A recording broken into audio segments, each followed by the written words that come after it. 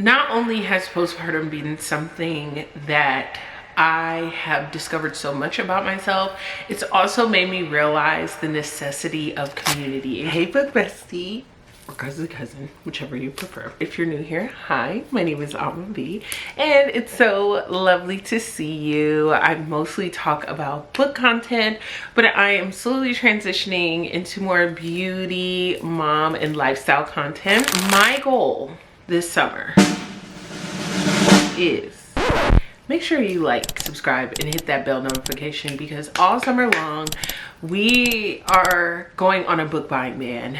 Yes, girls, a book buying ban. And this isn't just your average book buying ban where we're saving money or we're punishing ourselves or we're trying to do certain things. This book buying ban is all centered around bringing back summers at the library. Not only has postpartum been something that I have discovered so much about myself, it's also made me realize the necessity of community. And community doesn't always have to be buddy pals. It could just be a community of people that have a shared interest and connect to one another because of it.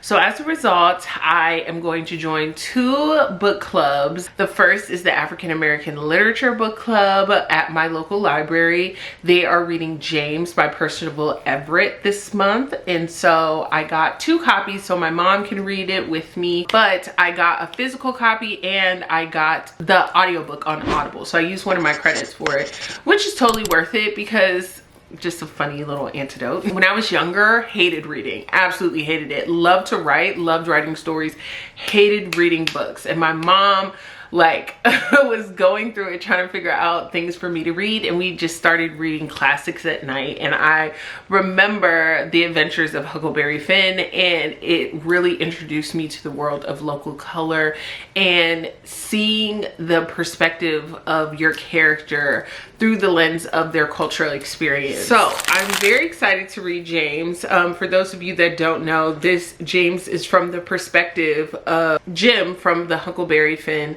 tales, where he hears that he's going to be sold away and separated from his wife and child. So he goes on an adventure to freedom. I'm really interested in hearing that story from his perspective. The second one is, let me double check because I'll be saying stuff. It is Vera Wong's Guide to Snooping on a Dead Man by Jessica Q. Sutanto. Satanto, I don't know.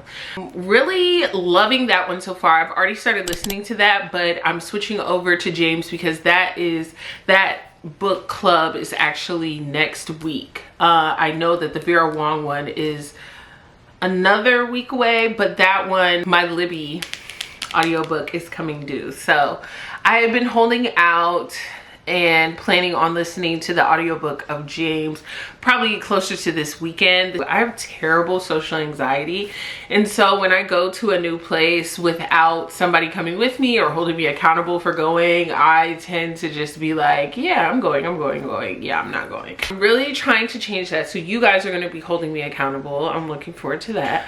But we're gonna have a fun journey together. There's so much that I want to read, and these 2 are the only library books that I'm going to be reading in this month. And Y'all, I'm not gonna lie, some of the things that we encounter were really hard to read, especially as a Black person.